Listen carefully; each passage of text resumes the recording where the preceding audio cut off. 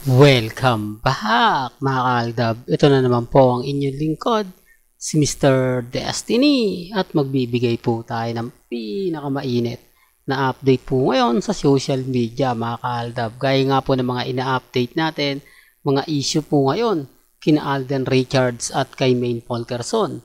Puntahan po muna natin itong edited picture na pinagpipiestahan ko ng mga army at ng mga Maine fanatics. Bakit ito kaya yung ginugulan nila ng pansin?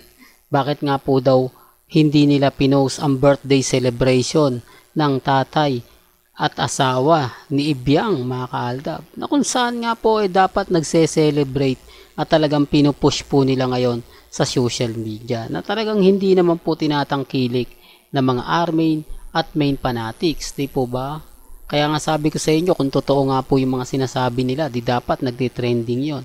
Dapat post ni Congressman Arjo. Hindi po ba? Si kasama niya si Mengay. Although may mga post po, pero hindi naman po talaga siya masasabing maganda. Dahil ito po yung damit na kuha, di po ba? Kaya sabi ko sa inyo, may mga bagay-bagay po na mahirap nga po talagang ipaliwanag. May mga bagay-bagay nga po na mapapaisip naman po talaga kayo. Di po ba? Sa dami ng ebidensya at resibo ng mga nakakalap natin. Sa dami ng mga ebidensya na nagsasabi ng ganito, nagsasabi ng ganyan. Di po ba? Ako nga po, relax lang. Kampante lang. Di po ba? Hindi ako nagpapa-apekto. Hindi ako nagpapadala. Sabi ko nga po sa inyo, dito po sa channel ni Mr. Destiny, kung ano lang naman po ang latest, kung ano lang po ang trending, yun lang naman po yung ihahatid natin. Sa dami po kasi ng mga nagagalit, sa dami po kasi ng mga naiinis, dito ramdam ninyo kung gaano nga po ba sila ka-affected, kung gaano nga po ba sila ka-desmayado sa mga nangyayari at nagaganap. Basta ako, ang importante lang naman po sa akin mga kaaldab, maging updated kayo. Kung ano po yung mga latest na napapanood ninyo, napapakinggan, relax lang. Hindi po ba? Hindi naman po tayo basta-basta nagpapa-apekto. Hindi po tayo basta-basta nagpapadala. Lalo lang nga po kapag ang pinag-uusapan si Richard Fulkerson at Maine Fulkerson. Di po ba? Ito totoong post to Panlaban lang po ito sa mga edited picture. Hindi po ba mas magandang i-post yung mga ganitong bagay-bagay? Di po ba na masarap balikan? Although sabihin ng iba, hindi, 2016 pa yan, Mr. Destiny, napakatagal na yan. Hindi po ba? 2024 na. Imbaga 8 years na nakalipas. Kumbaga dapat mag-move on ka na. Dapat tanggapin mo na yung katotohanan. Nawala ng aldab. Wala na kayo. Move on na kayo. Itago mo na yan. Di po ba? Bakit nga po ba sila galit? Bakit nga po ba sila inis? Ngayong alam naman po nila na throwback lang yan. Alam naman po nila na imposible na mangyari yung mga bagay-bagay na sinasabi ko. Yan lagi ko. Ito po yung ebidensya at resibo at patunay din po na yung mga ina-update ko paminsan-minsan, talaga mapapaisip po sila. Hindi ko naman sinasabi na ganito ganyan. Ang sa akin lang naman po, nagbibigay lang po ako ng update.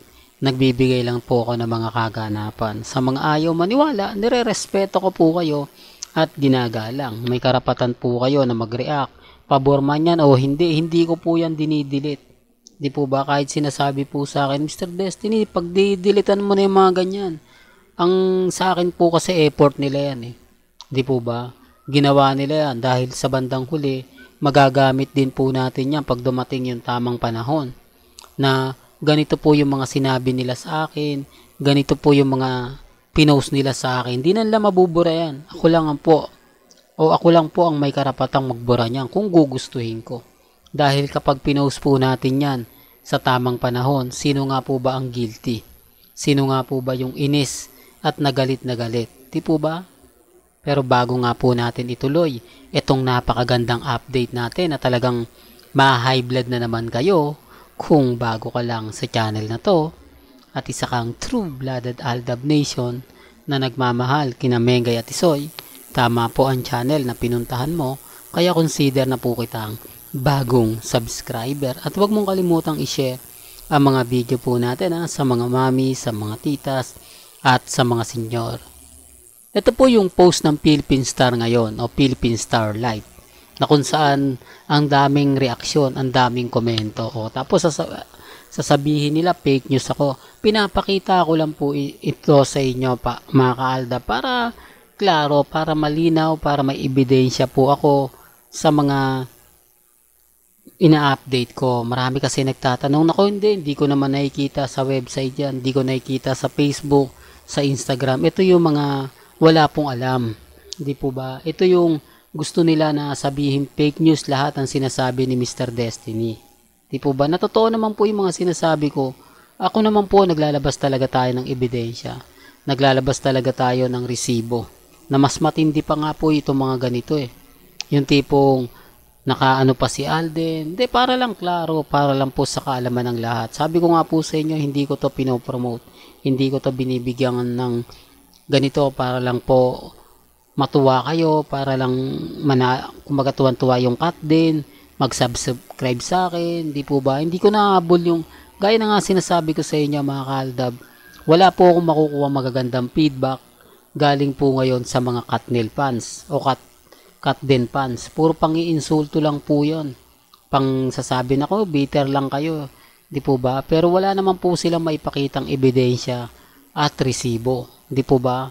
Kaya wala po kaming pinagkaiba. Ang sa akin lang naman po, throwback ang pinapakita ko na totoo. Totoong nangyari, totoong naganap. Hindi ko inedit. Yun naman po yung maganda ron. Ito lang po yung mga photos na sinasabing sa Hello Love Goodbye. Pero sa iba po, mas matitindi na. Kaya nga po, pinipili rin naman natin yung pinopost. Kasi alam ko magagalit yung iba.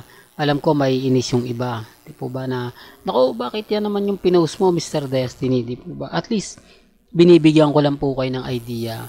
Binibigyan ko lang po kayo ng ganap kung gaano nga po ba sila kabiter sa channel ni Mr. Destiny. Kung gaano nga po ba talaga sila ka-affected sa mga ina-update natin, sa mga pinapaliwanag natin. Di po ba? Ako nga po, mga kaaldab, hindi ako nagpapa-apekto. At hindi po ako sumusuko. Sabi ko nga po sa inyo, relax lang po kayo, maging kampante, maging matatag. Sa dami po ng ebidensya at resibo na nakukuha po natin araw-araw, sa dami po ng mga nagtatanong at talaga namang pong nabubuhay ngayon ang mga viewers ng Aldab Nation kampante lang po kayo. Hanggat na andito si Mr. Destiny, ipaglalaban natin ang Aldab. Well, hanggang dito na lang po ang ating latest updates. Kaya kung gusto nyo pa po ng pinaka-latest at sariwang update, abay tumutok lang po kayo dito po sa channel ni Mr. Destiny para updated po kayo sa mga latest at sa mga bagong video po na ilalabas po natin maya-maya lang. Hanggang sa muli, salamat po sa panonood at pakikinig.